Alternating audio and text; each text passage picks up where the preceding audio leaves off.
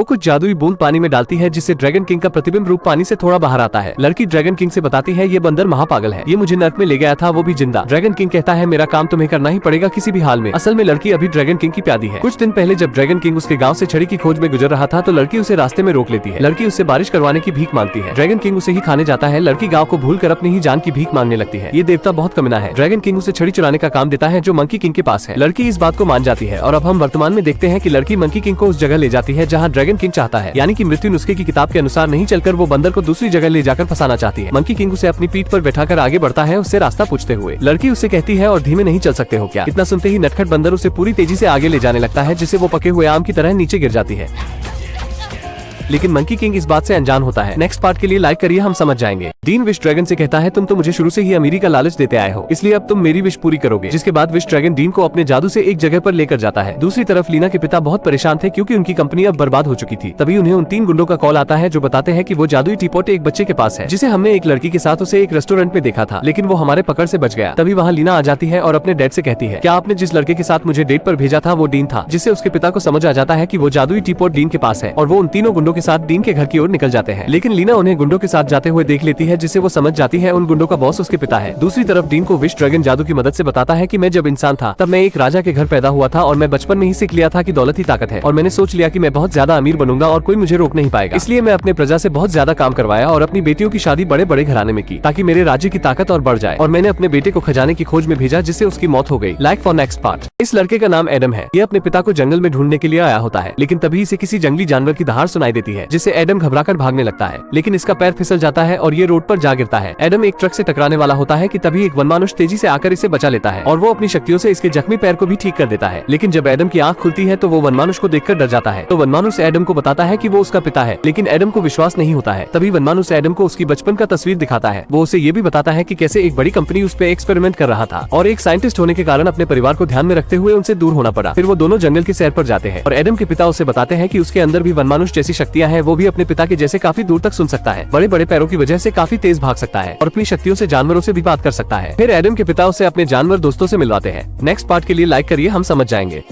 एक दिन ये छोटा सा बच्चा टीवी में मूवी देख रहा था बिल्कुल मेरी तरह, जिसमें एक चोर चोरी कर रहा था। तभी उस बच्चे की नजर कचरे के डिब्बे पर पड़ती है जिस पर एक रकून खाने के लिए कुछ खोज रहा था। बच्चा रकून को देखकर टीवी में देखता है तो जैसा चोर की आंखों पर था वैसा ही रकून की आंखों पर भी होता है। तो बच्चा गुस्से में रकून की ओर भागने लगता है पर सामने कांच आ जाता है तो अपने पावर से कांच को भी पार कर लेता है और रकून के हाथ से हड्डी को छीनकर कचरे में फेंक देता है और उसका ढक्कन भी बंद कर देता है। ये देखकर रकून गुस्सा हो जाता है और दोनों में जबरदस्त लड़ाई होने लगती है। तभी बच्चा रकून को लात मारकर एक फोल्डिंग में फंसा देता है, फिर आग के गोले में बदलकर उसकी तरफ दौड़ने लगता है। पर किस्मत से रकून किसी तरह बचकर भाग जाता है और उस पर धुआं छोड़ देता है तो उसकी आग तो बुझ जाती है। पर अब उसकी आंखों से लेजर निकलने लगती है तो लेजर से रैकून को मारने को भागता है पर रैकून भी गुस्से में उस पर कूद पड़ता है और दोनों लड़ने लगते हैं कि इतने में बच्चे के पापा वहां आ जाते हैं और अपने बेटे को उठा लेते हैं। पर वो बच्चा हार मानने को तैयार नहीं था और अपने पावर से अपने ही जैसे क्लोन बनाने लगता है और रैकून के साथ मस्करी करने लगता है। तो रैकून ऐसे अजीबोगरीब बच्चे से डर के मारे वहाँ से भाग जाता है और दोनों बाप बेटा जोर से हंसने लगते हैं। पर वो बच्चा अपनी पावर को कंट्रोल नहीं कर पाता और अपने पापा के भी तोते उड़ा देता है। क्या आपने ये मूवी देखी या नहीं, कमेंट में जरूर बताएं। ये भूतनी का चड्डी मैन इस गन से बूढ़े को शूट करता है तो ये बूढ़ा हल्क का भी चाचा बन जाता है। फिर ये भूतनी का खुद को शूट कर लेता है तो ये एंटमैन का फूफा बन जाता है और कहता है भारी मिस्टेक हो गया सर। फिर चड्डी मैन इस बूढ़े से लड़ने जाता है तो ये बूढ़ा चड्डी मैन को मच्छर की तरह दूर फेंक देता है जिससे ये गन बच्चों के पास गिर जाती है। फिर ये दोनों गन को उठाकर चड्डी मैन को दोबारा बड़ा करने लगते हैं मगर गलती से हॉनोल्ड का हाथ बड़ा हो जाता है तो हॉनोल्ड कहता है तो जॉर्ज उस बूढ़े को शूट करने लगता है पर गलती से स्कूल को छोटा कर देता है तो ये बूढ़ा स्कूल को अपने हाथ में उठाकर खेलने लगता है मगर तभी पीछे से चड्डी मैन आकर स्कूल को छीन लेता है। फिर ये बूढ़ा इन दोनों से गन लेने लगता है तो हॉनोल्ड कहता है ये 2.5 किलो का हाथ किसी पर पड़ता है ना, आदमी उठता नहीं उठ जाता है और गलती से बूढ़े की मुंडी को शूट करके छोटी कर देता है। फिर गन ऊपर हवा में उछलकर अपने आप चलने लगती है जिससे हॉनोल्ड का हाथ भी सही हो जाता है और गन दोबारा इन दोनों के पास आ जाती है और ये इस बूढ़े को छोटा करके पकड़ लेते हैं। फिर ये स्कूल और चड्डी मैन दोनों को भी बड़ा कर देते हैं और गन को तोड़ देते हैं। लेकिन ये भूतनी का चड्डी मैन तो स्कूल को ही टेढ़ा रख देता है। इतने में ये बूढ़ा भी मच्छर पर बैठकर धूम मचाले करते हुए वहाँ से रफू चक्कर हो जाता है और उसकी टॉयलेट वाली मशीन को कबाड़ में फेंक देते हैं जिससे कि बहुत सारे टॉयलेट सुपर विलेन बन जाते हैं। तो चड्डी मैन अपनी गर्लफ्रेंड को रेस्टोरेंट में ही छोड़कर इन दोनों को लेकर टॉयलेट से लड़ता हुआ आसमान में चला जाता है और कहता है आसमान की ऊंचाइयों में। इस जंगल में एक राजा अपने परिवार के साथ घूमने आया था। उसकी एक बेटी है जिसका नाम है मेरिडा। बचपन से उसने अपने पिता को युद्ध में लड़ते हुए देखा है इसलिए वो भी उन्हीं के जैसी बहादुर बनना चाहती है। उसके पिता उसके लिए एक छोटी सी धनुष लाते हैं। तीर निशाने पर लगने के बजाय जंगल में चला जाता है। छोटी बच्ची मेरिडा उस तीर को वापस लेने जाती है लेकिन उसे जादुई जुगनू दिखाई देते हैं। बताया जाता है कि ये जुगनू इंसान को कोई अलग रास्ता दिखाता है। वो उसके पीछे जाती है लेकिन उसकी माँ उसे आवाज लगाती है। बच्ची जब वापस लौट कर आती है तो उसके पीछे एक बड़ा जंगली भालू भी आता है। उसके पिता उसे बचाने के लिए आगे आते हैं लेकिन इस लड़ाई में वो अपना एक पैर खो देते हैं। अगर आपको इसका नेक्स्ट पार्ट चाहिए तो आपको एक लाइक करना होगा, इससे मुझे पता चलेगा कि आप ऐसी वीडियो देखना पसंद करते हैं।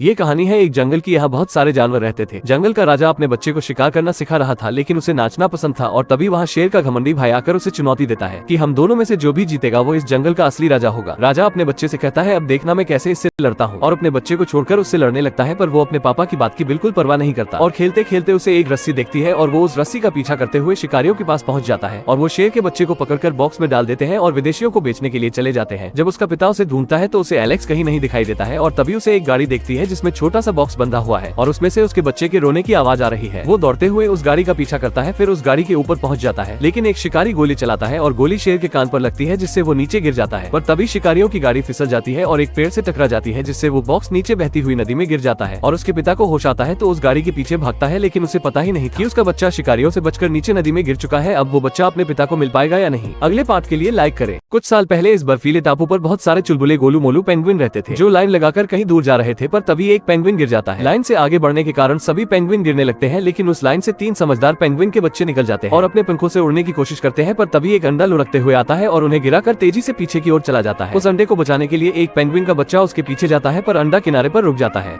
लेकिन दोनों पेंगुइन उसको तो बचा लेते हैं, लेकिन अंडा एक बड़े बर्फ के गोले के साथ नीचे जहाज पर गिर जाता है। तो तीनों उस जहाज को देखते हैं और जहाज पर जाने की योजना बना ही रहे होते हैं कि एक इंसान उन्हें धक्का दे देता है तो वो भी बर्फ के गोले के साथ सही सलामत नीचे पहुंच जाते हैं और उस अंडे को सिल्स खाने ही वाले होते हैं कि उनमें से एक पेंगुइन उस अंडे को खा लेता है और बताता है कि उसने अंडे को खाया नहीं है बल्कि बैंक में जमा किया है सिल्स से बचाने के लिए। और सिल्स से बचने के लिए वो एक ऊंची जगह पर चढ़ जाते हैं, पर एक सिल्स से फायर हो जाता है जिससे वो तीनों बिना पंख के उड़ते हुए एक छोटे बर्फ के पत्थर पर आ गिरते हैं और वो जहाज भी ब्लास्ट हो जाता है। उसके झटके की वजह से वो बर्फ का पत्थर आगे समुद्र की ओर बढ़ने लगता है जिससे वो अपने झुंड से दूर जाने लगते हैं। अगले पार्ट के लिए एक लाइक करें, हम समझ जाएंगे। इस चुड़ैल बुढ़िया का नाम गौथिल है। इसे एक ऐसा जादुई पौधा मिला है जो बूढ़े को जवान और बीमार को ठीक करने की क्षमता रखता है। गौथिल इस फूल का इस्तेमाल करके हजारों साल तक जवान रहती है। फिर समय बीतता है और यहाँ एक राज्य बस जाता है जहाँ की रानी माँ बनने वाली होती है, लेकिन अचानक रानी की तबीयत बिगड़ जाती है और राजा के आदेश पर सिपाही उस जादुई फूल को ढूंढ कर ले आते हैं। फिर उसकी औषधि बनाकर रानी को पिलाई जाती है, जिसे रानी ठीक हो जाती है और जल्द ही एक प्यारी सी सुनहरे बालों वाली राजकुमारी को जन्म देती है, जिसका नाम ये रूपांजल रखते हैं। लेकिन एक दिन वो चुड़ैल महल में घुस जाती है क्योंकि उसे पता चल गया था कि फूल की शक्ति रूपांजल के बालों में आ गई है। जब गौथिल उसके बालों को काटती है तो उसकी शक्ति का असर खत्म होने लगता है और वो बूढ़ी होने लगती है। इसलिए वो हमेशा जवान रहने के लिए राजकुमारी को उठाकर दूर जंगल के एक मीनार में ले जाती है और खुद को उसकी माँ बताकर वहीं पर उसकी परवरिश करती है। काफी ढूंढने के बाद भी राजा को रूपांजल नहीं मिलती, जिससे राजा बहुत दुखी होता है। फिर रूपांजल धीरे धीरे बड़ी हो जाती है, जो सारा दिन अपने इस गिरगिट दोस्त के साथ इस मीनार पर अकेले रहा करती है और इसकी माँ जब भी कोई सामान लाती है तो उसे अपने बालों से ऊपर खींचती है। नेक्स्ट पार्ट के लिए लाइक करिए, हम समझ जाएंगे। राइडर और राजा का वफादार घोड़ा लड़ते हुए दोनों खाई में गिर जाते हैं। राइडर जैसे तैसे शाही घोड़े को चकमा देकर और रानी का ताज लेकर वहाँ से दूर भाग जाता है। तभी उसे सामने एक मीनार दिखाई देती है। सैनिकों से बचने के लिए वो उस मीनार पर चढ़ जाता है, लेकिन रूपांजल उसे देखकर डर जाती है। वो पीछे से आकर उसके सर पर तवा मार देती है। फिर राइडर को अलमारी में बंद कर वो कहती है, मैं माँ को बताऊंगी कि मैं अब बड़ी हो गई हूँ और मैं किसी को भी मार सकती हूँ। फिर चुड़ैल गौथिल जब वापस आती है तो रूपांजल उससे मीनार से नीचे उतरकर बाहर घूमने जाने को कहती है, लेकिन गौथिल उसे डांट कर मना कर देती है। उसके जाने के बाद रूपांजल राइडर को अपने बालों से बांधकर उससे एक सौदा करती है। वो उसे एक ही शर्त पर छोड़ेगी और ताज भी तभी लौटाएगी जब वो उसे बाहर की दुनिया घुमाएगा। राइडर समझ जाता है कि ये पापा की परी पागल है और कुछ भी कर सकती है, इसलिए समझदारी दिखाते हुए वो उसकी बात मान जाता है। जिसके बाद रूपांजल राइडर के साथ पहली बार उस मीनार से बाहर निकलती है। लेकिन आगे ये पागल लड़की राइडर के लिए क्या क्या मुसीबतें खड़ी करती है जानेंगे ये हम पार्ट 4 में,